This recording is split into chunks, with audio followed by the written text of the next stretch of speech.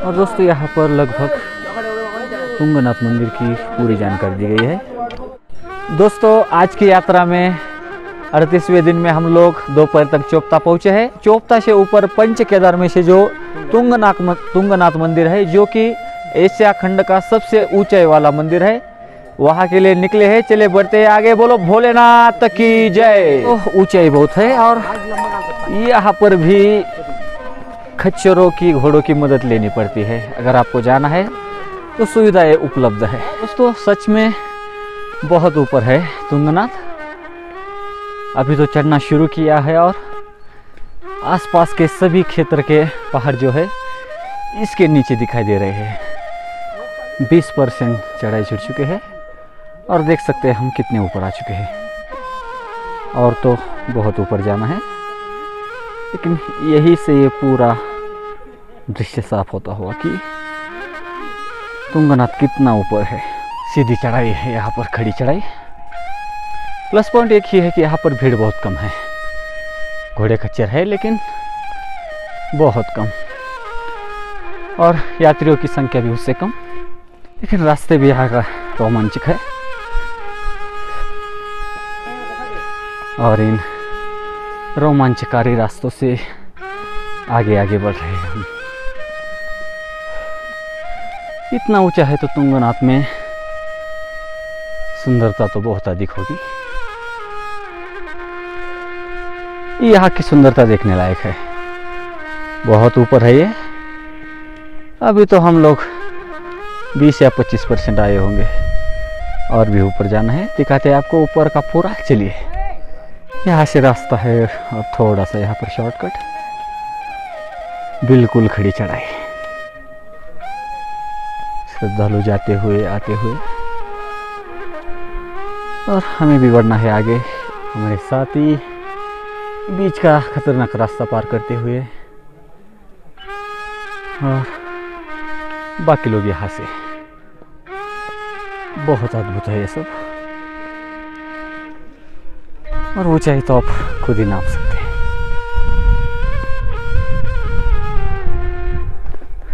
केदार घाटी से लगभग अभी ऊपर पहुंच रहे हैं और इससे भी बहुत आगे है। धीरे धीरे आगे बढ़ना है।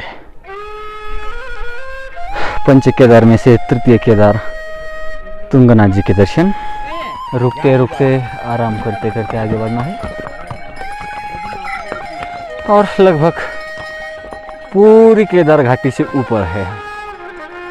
इसी का अर्थ ये कि केदारनाथ से बहुत ऊंचा है, क्योंकि अभी बहुत ऊपर जाना है। शायद हम आधा पहुंच चुके हैं।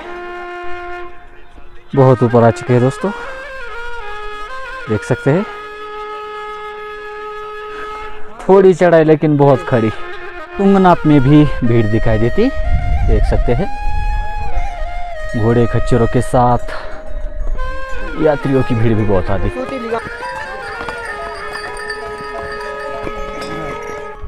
और ये नीचे का रास्ता। दोस्तों हमें लगा हम पहुंच गए, लेकिन और भी बहुत अंतर बाकी है और बहुत ऊपर आ चुके हैं। देख सकते हैं हमें कितना ऊपर जाना है। बिल्कुल हमारे पीछे वहाँ मंदिर है। चलिए पहुंच जाएंगे धीरे धीरे।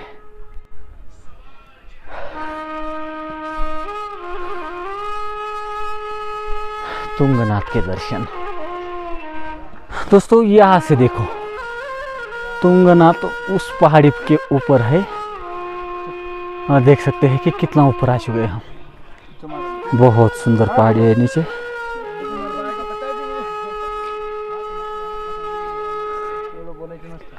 और इस ओर केदार घाटी। नेचर का ये अद्भुत सौंदर्य आप सब देख ही सकते हैं।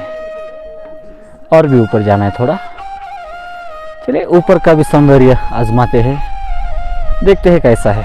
देखो ये पहाड़ की बकरियां, कितना पौष्टिक और औषधि भोजन मिलता है इनको। इनका भाग्य है ये।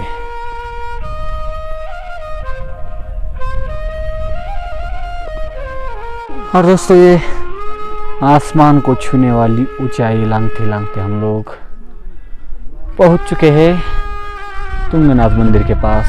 देख सकते हैं यहीं पर है श्री क्षेत्र तुंगनाथ मंदिर। हो जाइए तैयार, ये रहा, वही आके दर्शन करने। और दोस्तों ये मंदिर केदारनाथ से भी ऊंचा है। हाँ, इसके ज़्यादा ऊंचाई हम लोगों ने पार की है। पवाली के जंगल में लगभग 4000 मीटर की ऊंचाई हमने सर की थी, चढ़े थे। और ये 3850 के आसपास है। देखते हैं डिटेल कितनी है वहाँ की। ऊपर आने के बाद इन रास्तों पर आपको प्रसाद, खाने की चीज़ें मिल जाती है यात्रियों के लिए। चलते हैं मंदिर में, करते हैं दर्शन। सच है बहुत ऊपर है तुंगनाथ। चलिए ज़्यादा इंतज़ार न करवाते हुए कराते हैं आपको मंदिर के दर्शन। बहुत बड़ा अंतर चढ़ते हुए, बिल्कुल खड़ी चढ़ाई चढ़ते हुए हम लोग मंदिर के पास पहुंच चुके हैं। हो जाएगा आपको बाबा तुंगनाथ जी का दर्शन। यह है महाद्वार, करते हैं मंदिर के अंदर प्रवेश।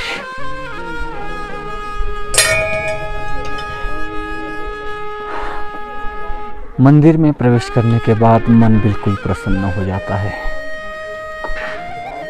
और मंदिर पांडवों के कालीन है, पांडव कालीन, और जिसकी निर्मित ही पांडव द्वारा की गई है।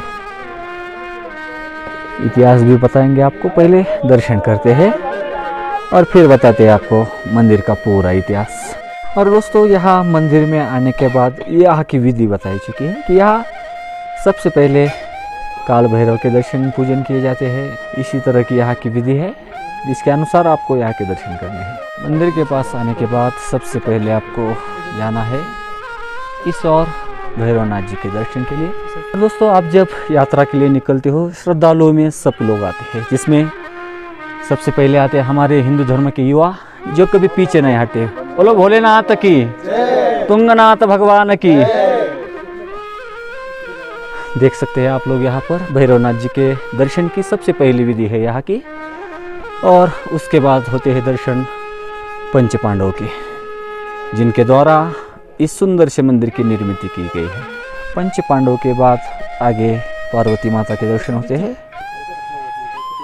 मैया पार्वती। और इसके बाद हो जाएंगे श्री गणेश जी के दर्शन।